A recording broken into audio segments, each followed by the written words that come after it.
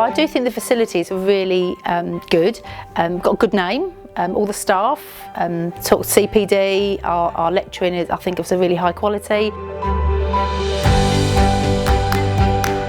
The fact that we've got mixed age groups in the classes, I think that's a really big thing, rather than all the same age, which is a bit school-like.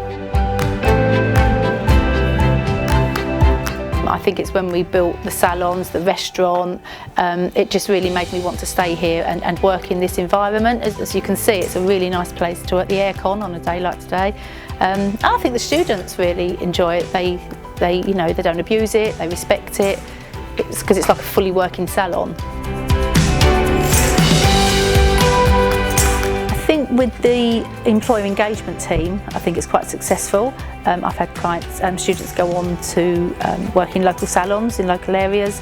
They tend to come back and do more courses to build up their portfolio. They might do hairdressing, beauty therapy, then decide that nails is the, nail technology is the latest thing, that everybody wants to do nails. So they'll come back and just, well, CPD, they'll continually professionally develop themselves to upskill, really.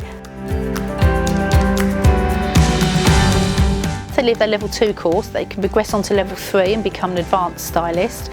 They can get a job in a salon, hair salon, beauty salons.